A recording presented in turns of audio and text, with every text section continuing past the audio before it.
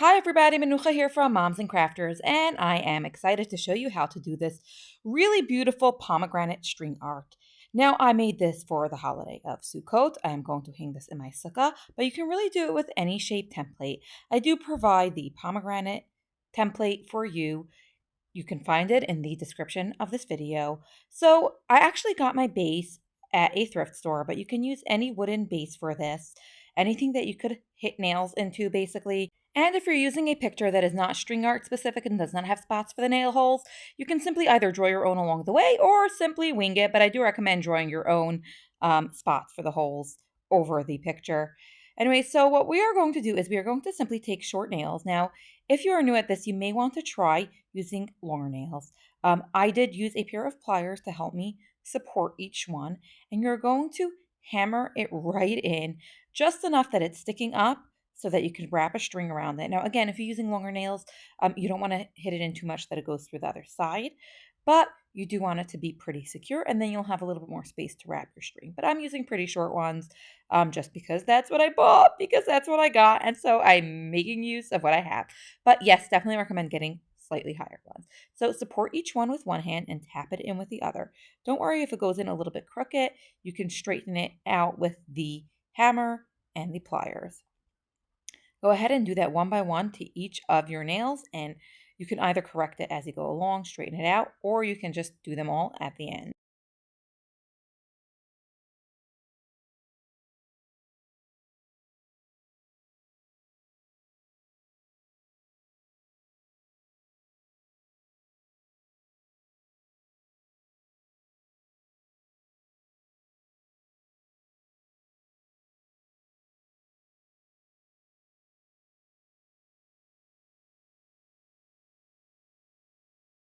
This really does not have to be perfect, but these nails are ultimately what is forming your picture.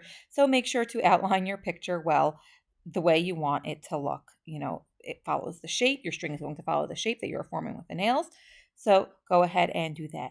And once you've done all of your nails, you can then go ahead and just make sure that everything is straight. I really do recommend using a pair of pliers to just gently pry it so that it's standing up. It's going to be easier if you fully prep this before you start stringing. When all your nails are in place, you're going to very, very gently pull off the template. You want to do it slowly and you want to pull it back and not up, because then you're going to pull out your nails and you're going to sort of tear it as you go along. Now, if pieces kind of get stuck as you go along, you can pull them out with the pliers. The pieces get stuck, of paper gets stuck sort of between the nails.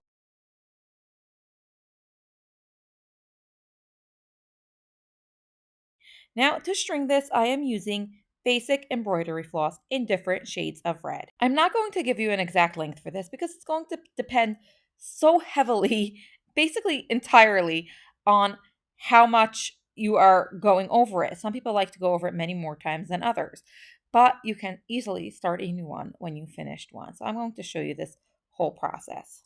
So let's start stringing. You're going to take a skein of floss, I took an entire one, and you're going to tie an open knot. You're not going to pull it shut yet. You're first going to put it over the nail and then you're going to tighten it, and then just tie around the nail one more time just to secure it. And once it's nice and secure, you're going to go around the entire border of your pomegranate. And the way you're going to do it is you're going to go around each nail at least once. You can definitely do every twice around the nail every few times. Now, I did switch if I went on the outside or the inside. I would recommend being more consistent with it, either sticking to going around the outside of the nail so that the string sort of sits on the outside of it, or the inside. Keep it consistent for a neater look. But again, this was a little bit of trial and error here, so I'm just in hindsight giving you some of my tips. Now, it can be hard to sort of get the string to stay into place. In place, it kind of slips off. So there are two ways to do this. At the end, I'm sort of going to show you how I held it behind the nail and then tightened it. But now I'm going to be actually using a pair of pliers to sort of hold it in place between the nails so that I can do this a little bit more easily.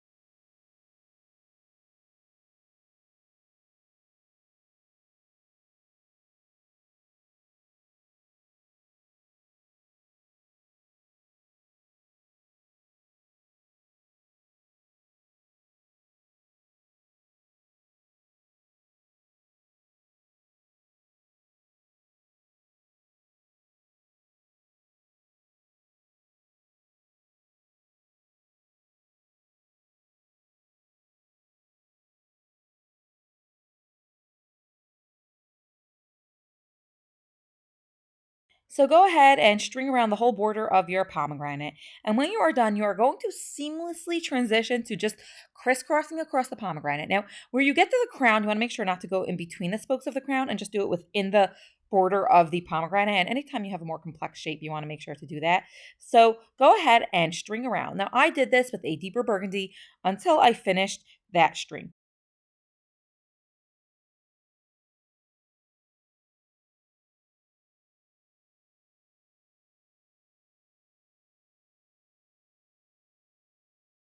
To finish off a string when you are done with it, you're going to sort of tie around the last sort of running string that you wrapped, and you're going to pull it shut. The first one I would recommend doing around the nail, and the next two, three more times, you're just doing it up against the knot, not actually around the nail, but sort of just up against the nail. So we tied that a few times around, and then we are just going to trim it, leaving about an inch of a tail just so that it doesn't come undone on its own for now. We're going to fix that up later. And then you're going to start your next string exactly how you did the first one. You will do want to leave small tails, trim it, but leave a small tail. We are going to glue and trim it closer towards the end, but don't worry right now about the size of those tails. So now we're wrapping our next color and we are doing it exactly the same way, just going around the whole thing, not really worrying too much about which direction, which order. You definitely can do more specific patterns if you'd like, but we just kept this a random wrap.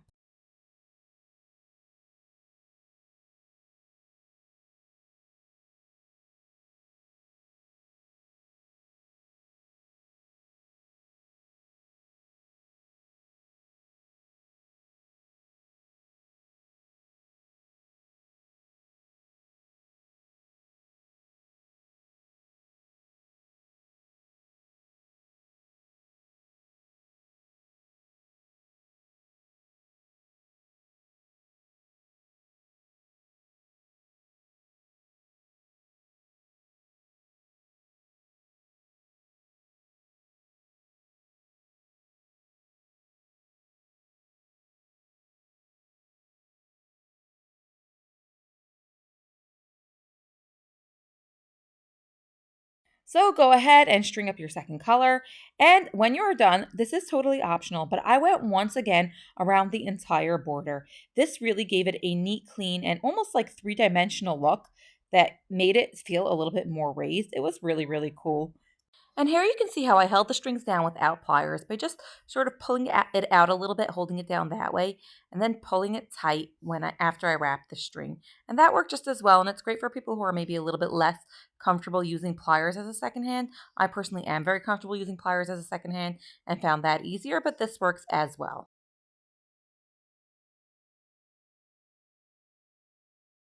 You can see how putting that lighter color on top with the darker color on bottom gives it almost like a drop shadow kind of look that is super cool.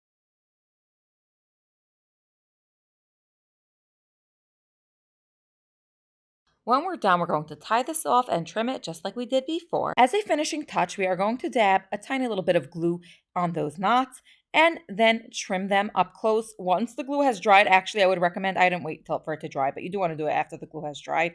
Tuck those little corners in. And yes, I actually did miss one, so you're going to see that in some of my final video footage, but I did get it later. So if you see that little flyaway in the corner, it's fine. Anyway, I hope you enjoyed this. Do drop a comment if you have any questions or if anything was unclear. You'll find the link to the template and a full list of supplies that I used in the description of this video. Make sure to hit subscribe so that you get to see more of my crafts and you don't miss anything. And of course, thumbs up if you enjoyed this.